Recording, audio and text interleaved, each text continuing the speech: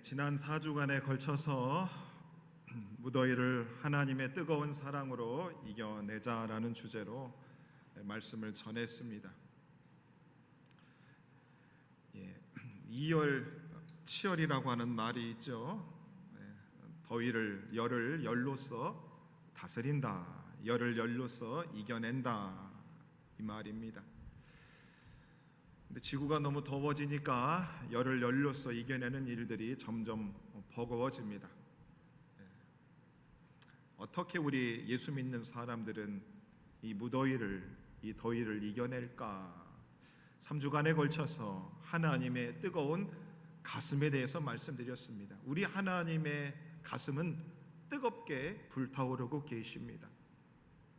그리고 그 뜨거운 불타오르는 가슴은 독생자 아들을 우리에게 이 땅에 보내주십니다. 그리고 그 예수님의 뜨거운 피는 우리의 죄를 깨끗하게 속하는 능력이 되신 것이지요. 예수님의 뜨거운 피가 저와 여러분들을 하나님의 자녀 삼게 만들었습니다. 그리고 불같은 성령님이 저와 여러분 각 사람에게 임하게 되셔서 그 불같은 성령이 우리의 가슴을 불태우고 우리로 하여금 하나님과 예수님을 위해 살도록 우리의 마음을 변화시키셨습니다. 자, 그러면 보십시다. 성부 하나님도 뜨거우셨고 성자 예수님도 뜨거우셨고 성령 하나님도 뜨거우신데 그 하나님을 믿는 저와 여러분들, 하나님의 자녀들인 저와 여러분들의 우리의 가슴은 어떠해야 되겠습니까?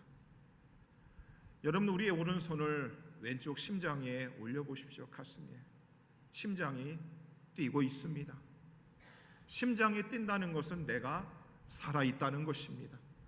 내 심장이 살고 있게 하는 것이 내 스스로 사는 것 아니라 하나님의 은혜와 사랑 때문에 우리가 살아가고 있음을 우리는 심장이 뛰는 것을 통해서 우리는 깨닫게 됩니다. 여러분들의 심장은 뜨겁습니까? 미지근하십니까? 아니면 차가우십니까? 하나님의 은혜를 받은 저와 여러분들, 만 가지 은혜를 받은 저와 여러분들, 하나님의 사랑을 받은 우리들의 가슴 역시 뜨거워져야 되는 것이지요. 하나님 닮은 자녀들이라면 하나님의 뜨거운 가슴이 우리 속에 있어야 합니다. 여러분, 가슴에 손을 얹고 생각해 보십시오. 하나님의 뜨거운 사랑처럼 여러분들의 가슴도 뜨겁습니까? 우리 하나님 사업 한번 해보십시다. 우리 하나님 한번 제대로 믿어보십시다. 이럴 때 여러분들의 심장도 마구 뛰십니까? 부끄럽게도 제가 부목사 시절할 때 앞에서 담임 목사님이 설교할 때 목사님이 열정적으로 설교하십니다. 그때 제 심장이 뛰지 않는 것을 경험했습니다. 뭐지? 왜 그럴까? 작금의 한국 교회와 개신교를 봤을 때 강단에서 목사님들이 열정적으로 설교를 하셔도 성도들의 가슴이 뜨거워지지 않는 것 같습니다. 무엇이 문제일까? 성부, 성자, 성령 하나님의 가슴이 뜨거우면 우리 역시 뜨겁게 그분을 생각하고 그분의 말씀 앞에, 그분이 권면 앞에 우리는 아멘하고 뜨겁게 반응하는 것이 당연한 것입니다. 그런데 그러지를 못합니다. 하지만 그 하나님의 뜨거운 심장 앞에 평생을 그렇게 뜨겁게 반응했던 믿음의 사람들도 있었습니다. 오늘 본문에 읽었던 고린도후서 5장 14절에 사도 바울은 이런 고백을 합니다.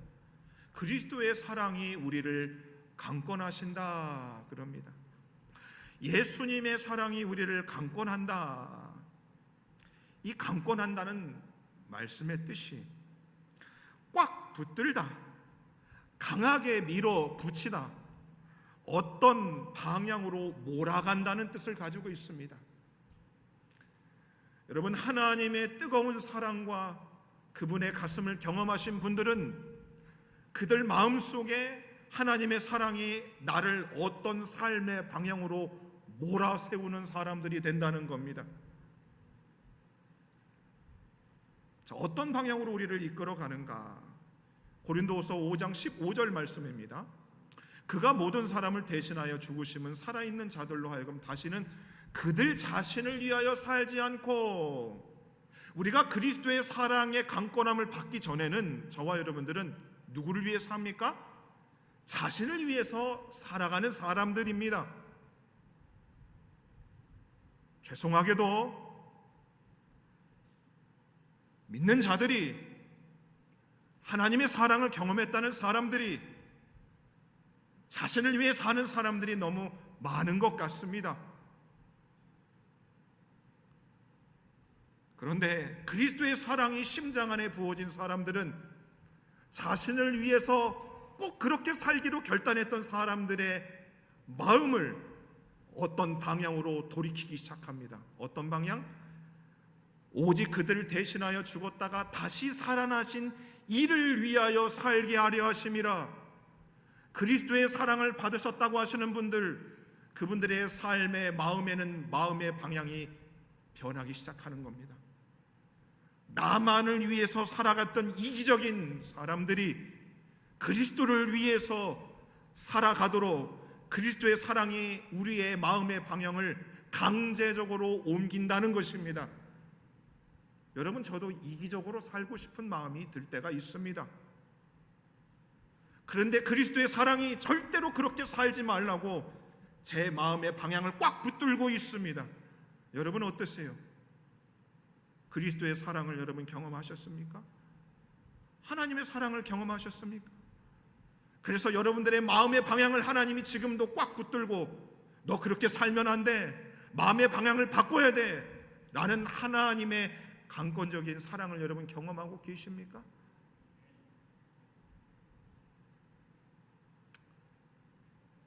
그런데 얼마 만에 그리스도인들이 모르겠지만 그리스도의 사랑을 선포하는 강단에서 전해지는 말씀 앞에 성도님들의 마음의 방향이, 그리스도를 향하여서 마음의 방향이 전환되지 않는 분들이 있는 것 같습니다. 꼭 설교자랑 힘겨루기를 하는 것 같아요. 나는 하나님 나만을 위해서 살 겁니다. 건들지 마십시오. 그런데 그리스도의 사랑이 부어진 사람들은 그 사랑이 우리를 끌고 가는 겁니다. 누구를 위해서? 그리스도를 위해서 살도록 우리의 마음의 방향을 끌어당기는 겁니다. 그래서 여러분, 그리스도의 사랑을 경험하신 분들은 누가 교회를 나오라고, 나오지 말라고, 교회 형편이 어떤든, 교회 형편이 좋든 나쁘든, 내 삶의 형편이 어떤든 그리스도의 사랑이 나를 그리스도를 위해서 살도록 삶의 방향을 정하기 때문에 그분들의 믿음은 흔들리지 않는 것입니다. 저도 어떤 사람에 의해서 나의 믿음의 방향이 바뀌기보다는 그리스도의 사랑이 충만해서 그 한 방향을 향해서 끝까지 삶을 살다가 마무리하고 싶은 것이 저의 마음입니다. 그리스도의 사랑이 있는 사람의, 그리스도의 사랑을 받은 사람의 삶의 방향은 그리스도를 위해서 사는 겁니다.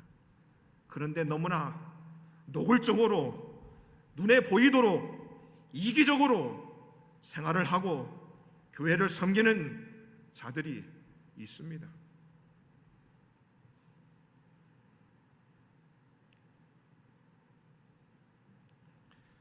그리스도의 사랑이 그분에게 임하지 않았던가? 아니면 그분이 그리스도의 그 사랑, 뜨거운 피를 잃어버렸던가? 둘 중에 하나인 겁니다. 그리스도의 사랑을 알면 그렇게 할 수 없는 겁니다.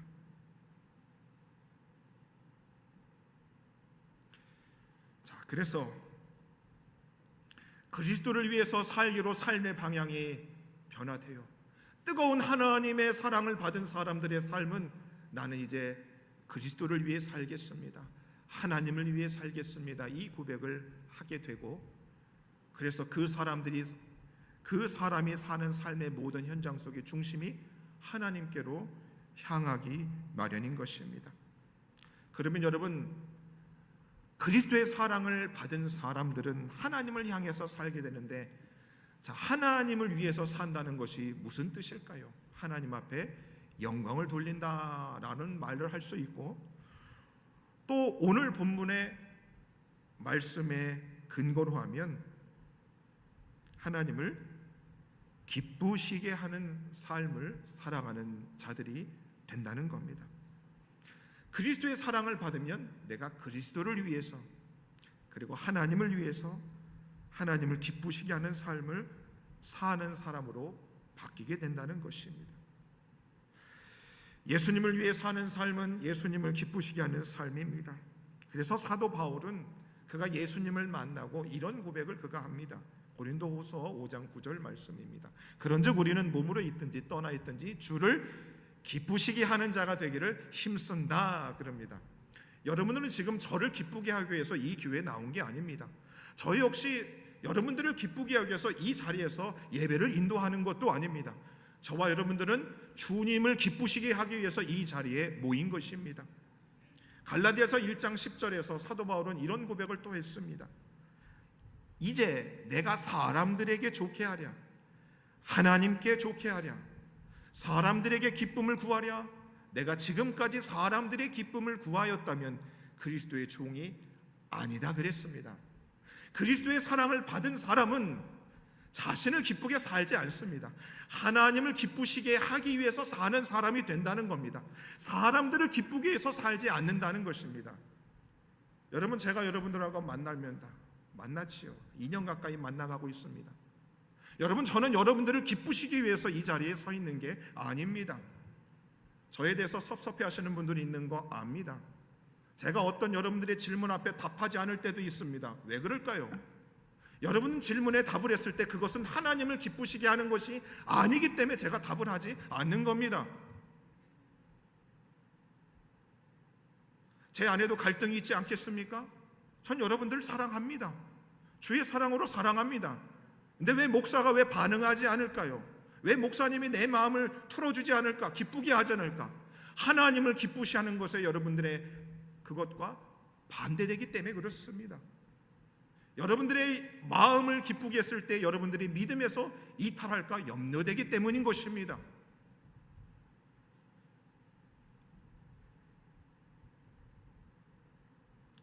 제가 만약에 우리 교회에 유력하신 분의 마음을 기쁘게 하기 위해서 목회를 하면 여러분, 그런 목회자를 여러분 원하십니까?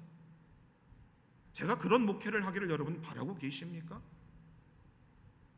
우리 목사님은 오직 하나님을 기쁘시게 하는 자로 그분에게만 붙들려서 어떤 사람의 기쁨을 위해서 살지 않는 분이구나, 그런 목회자를 여러분 원하지 않으십니까? 정치에 결탁을 하고 힘 있는 자의 결탁을 하고 그들의 기쁨을 만족시키는 그런 목회자를 여러분 원하십니까? 저는 여러분들을 향해서 여러분들이 정치 권력 있는 사람들의 사람을 기쁘게 하는 사람이 되기를 바라고 있지 않습니다. 여러분 눈에 다 보입니다. 이분이 하나님의 사랑에 근거해서 사람을 기쁘게 하려고 하는 것인지 아니면 하나님과는 아무런 상관없이 사람의 마음을 기쁘게 하려는지 다 눈에 보입니다. 저와 여러분들은 하나님을 기쁘시기 위해서 우리는 이제 살아가기로 결단한 사람들입니다. 여러분, 하나님 사랑 경험하신 분들이죠. 얼굴이 지금 한 분도 사랑 안 받으신 표정인 것입니다. 하나님 사랑을 받은 사람은 하나님을 기쁘시게 하는 삶을 살기로 결단한 사람들입니다. 자, 그럼 하나님이 무엇을 제일 여러분 기뻐하실 거라고 생각합니까? 하나님 무엇을 제일 기뻐하실까? 우리 에덴 교회를 초대형 교회로 교인들을 많이 만드는 것을 우리 하나님이 가장 기뻐하실까? 그렇게 생각 저는 안 합니다. 우리 에덴의 모든 성도님들이 단 한 분의 성도라도 하나님을 기쁘시기 위해서, 하나님을 위해서 살고자 하는 애씀이 있는 성도님들이 있으면 그걸 하나님이 기뻐하실 거라고 저는 생각합니다. 하나님이 가장 기뻐하는 것이 뭘까? 로마서 12장 1절의 말씀입니다. 그러므로 형제들아, 내가 하나님이 기뻐하시는 거룩한 산 제물로 드리라. 이는 너희가 드릴 영적 예배다. 하나님이 가장 기뻐하시는 것은 여러분 예배입니다. 뭐라고요? 예배입니다. 그럼 여러분 360을 우리가 매일 예배를 드려야 되는 걸 하나님 가장 원하실까? 여러분 오해하시면 안 됩니다. 하나님이 가장 원하시는 것은 예배입니다. 영적인 예배라고 그랬습니다. 하나님은 영적인 예배를 기뻐하십니다. 자, 그러면 보십시다. 구약에도 보시면 제사를 드렸습니다. 하나님 앞에 예배하려면, 제사를 드리려면 제물을 가지고 나와야 됐습니다. 그 제물은 동물들이죠. 동물들을 죽여서 피를 흘려야 하나님 앞에 예배할 수 있었습니다. 그러나 지금 우리는 어떻습니까? 우리를 위해서 어린 양 대신 예수님이 대신 죽어주셨습니다. 우리는 제물이 필요 없습니다. 이제 우리는 하나님 앞에 예배할 수 있어요. 그런데 하나님 뭐라고 그럽니까? 너희 몸을 하나님이 기뻐하시는 거룩한 산 제물로 드리라 그랬습니다. 우리를 살아있는 제물로 하나님 앞에 드려야 된다고 말씀하고 있습니다. 여러분, 예배는 하나님 앞에 받는 게 아니고 어떻게 해요? 하나님 앞에 드리는 시간입니다. 어떻게 생각하세요? 목사가 헌금 거두려고 하네? 우리들 훈련시키려고 하네? 종 만들려고 하네? 그렇게 생각하십니까? 아까 찬송가 우리 불렀던 성자의 귀한 몸 4절 9절이 이렇습니다. 만 가지 은혜를 받았으니 내 평생 슬프나 즐거우나 이 몸을 온전히 주님께 바쳐서 주님만을 위해서 늘 살겠네 그럽니다. 왜 주님께 우리가 산제물로 드려야 됩니까? 왜요? 만 가지 은혜를 먼저 받았기 때문에 드려야 되는 것입니다. 여러분 질문하겠습니다. 여러분 하나님께 만 가지 은혜를 받으셨습니까? 셀 수 없는 하나님의 은혜를 받으셨냐고요? 그래 보이지 않습니다. 죄송하지만 그래 보이지 않아요. 만 가지 은혜를 받은 사람이면 어떻게 그렇게 할 수 있습니까? 저도 만 가지 은혜를 받았는데 배은망덕할 때가 한두 번이 아닙니다. 뭐가 그리 부족하다고, 뭐가 그렇게 힘들다고, 그럴 때는 할 말이 없습니다. 너희 몸을 거룩한 산 제물로 드리라. 그래서 여러분 예배는 일주일에 한 번 예배를 드리는 그 시간만이 아니고 삶 전체가 예배가 되는 겁니다. 우리가 교회에 있든 교회 밖에 있든 우리의 전 삶 전체가 하나님 앞에 예배가 된다 이 말입니다. 예배를 드리는데 거룩한 산 제물입니다. 제물이라고요. 제물은 바쳐진 겁니다. 우리는 바쳐졌다고요. 여러분 어떻게 생각하세요? 하나님께 바쳐졌는데 여러분 바쳐진 제물로 주를 위해 살아가고 있습니까? 이 굉장히 어려운 말씀입니다. 받기가 보통 어려운 말씀이 아닙니다.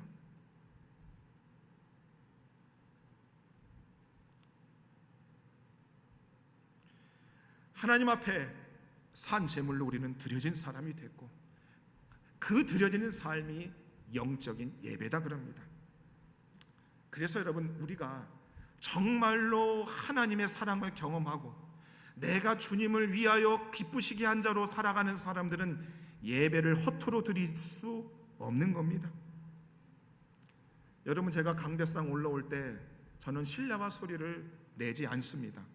뒤꿈치를 살짝 들고 걸어갑니다. 왜?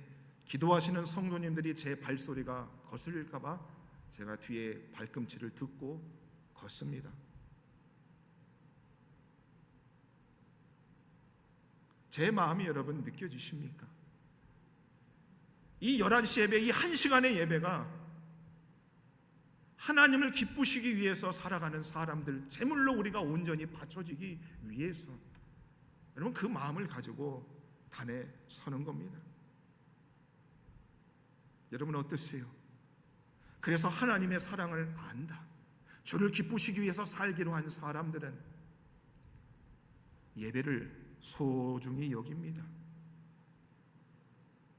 죄송하게도 여러분들 얼굴 표정을 보면 이분이 예배를 소중히 여기는지 그렇지 않은지 어느 정도 느껴지지 않겠습니까? 그러면 저는 그런 마음이 듭니다. 내가 아직도 주님의 온전한 말씀을 전하지 못하는가? 내 기도가 부족한 것인가? 아직도 많은 시간이 필요한 것인가? 설교를 하면서 그런 생각들을 합니다.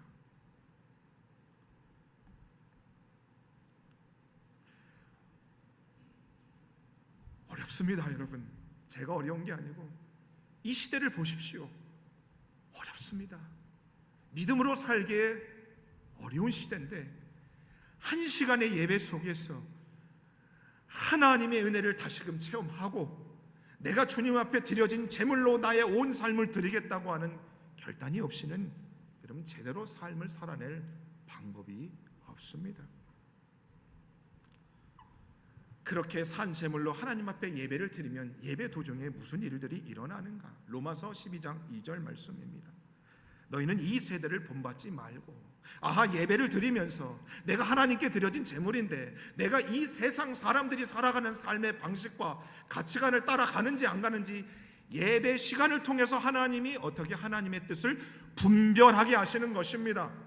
내가 일주일 동안 하나님 말씀에 비추어서 내가 제대로 살았는지 못 살았는지를 말씀을 통해서 우리는 판단할 수 있게 된다는 것입니다. 그저 한 시간 적당히 예배드리고 떠나는 것이 아닙니다. 내가 지금 하나님 앞에 드려진 제물로서 온전하게 드려지고 있는지 여부를 확인하는 시간인 것입니다. 로마서 6장 12절과 14절도 이렇게 말씀합니다.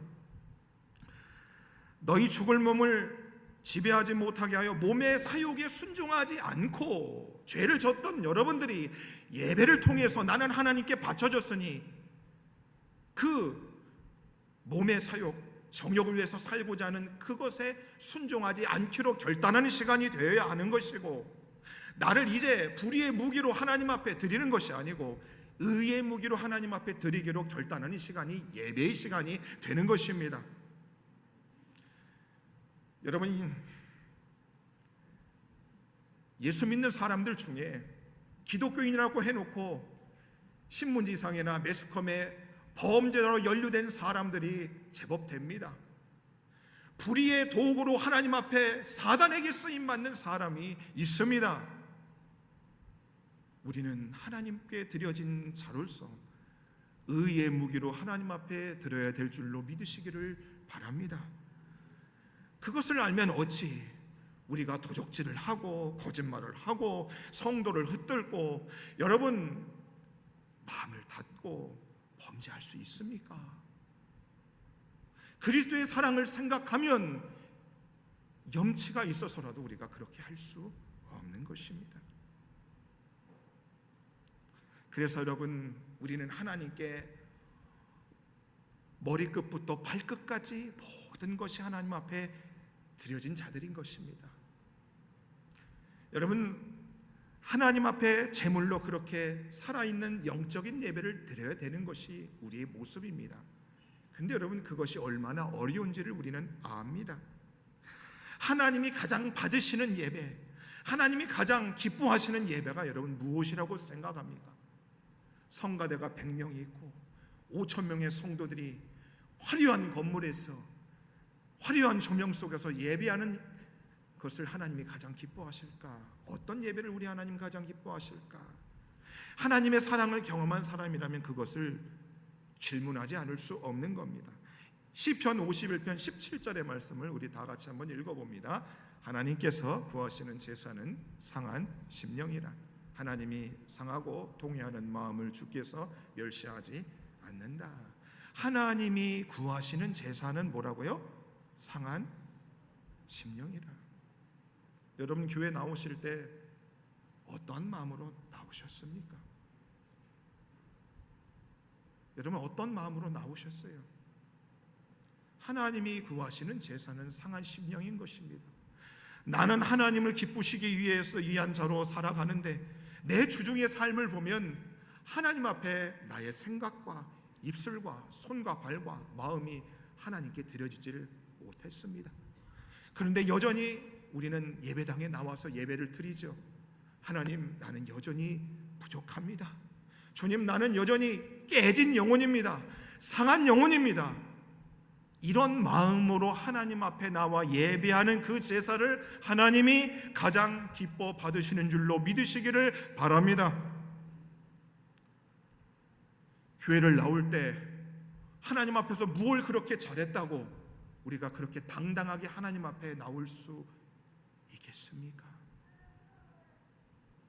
내가 하나님 앞에 드려진 자로서 내 모습을 보면 내가 얼마나 그 하나님 앞에 부족한지를 알면 여러분, 우리가 하나님 앞에 예배를 드릴 땐, 성도님들을 대할 땐 우리가 그렇게 행할 수 없는 겁니다. 그래서 찬송 143장 5절의 가사는, 이 찬송은 상한 심령을 가지신 분만이 부를 수 있는 찬양이지 않을까 싶습니다. 가사가 이렇습니다. 늘 울어도 눈물로써 못 갚을 줄을 알아 몸밖에 드릴 것이 없어 이 몸을 바칩니다. 상한 심령을 가진 자가 이 찬양을 부를 수 있는 겁니다. 여러분 어떠세요? 만 가지 은혜를 받았어요. 그리스도의 사랑을 받았음에도 여전히 이기적인 내 모습 때문에 가슴 아파하고 이웃을 품지 못하고 사랑하지 못하는 것 때문에 애통하는 마음을 가진 그 상한 심령을 가진 사람의 제사를 우리 주님이 가장 기뻐하신다, 이 말인 것입니다. 여러분들이 어려운 거 제가 다 압니다. 여러분 어려운 줄 제가 압니다. 그런데 상한 심령을 우리 주님이 받으니 마음을 닫지 마시고 주의 마음으로, 주여 내 마음을 넓히십시오. 내가 찢어지는 한이 있더라도 주여 그것을 할 수 있도록 도와주십시오. 그것을 주님이 받으시는 줄로 믿으시기를 바랍니다.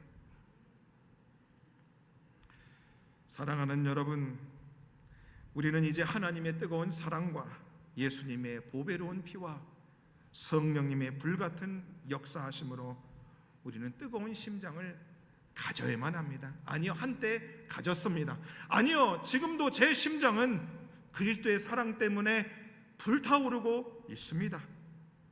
이 뜨거운 심장은 더 이상 나 자신을 위해서 살지 않고 오직 주님을 위해 살도록 우리의 마음의 방향을 바꾸시는 줄로 믿으시기를 바랍니다.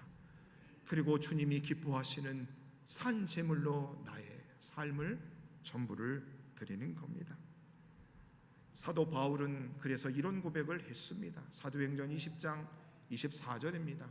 내가 달려갈 길과 예수께 받은 사명, 이 일을 마치려 하면은 나의 생명조차 조금도 귀한 것으로 여기지 않는다 했습니다.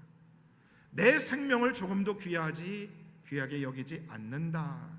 그것이 바로 바울의 고백이 아니고 우리 모두의 고백이 되어야만 하는 것입니다.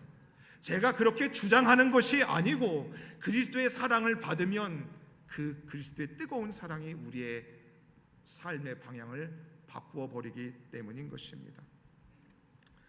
사랑하는 에덴의 모든 성도님들, 이제 우리의 심장이 하나님 앞에 응답할 차례입니다. 주님, 이제 나 자신을 위하여가 아니라 주님을 뜨겁게 뛰는 심장이 되게 하여 주옵소서. 주님, 제 삶 전체를 하나님 앞에 드리는 산 제물이 되게 하여 주옵소서. 상한 심정으로 주 앞에 나아가며 오직 주의 뜻을 이루는 자가 되게 하여 주옵소서. 이 뜨거운 무더위를 하나님의 뜨거운 사랑 받아 그것에 반응하여 우리의 모든 것을 주 앞에 드리는 바쳐진 삶을 살아갈 수 있는 에덴의 모든 가족들 되시기를 주님의 이름으로 축원해 드립니다.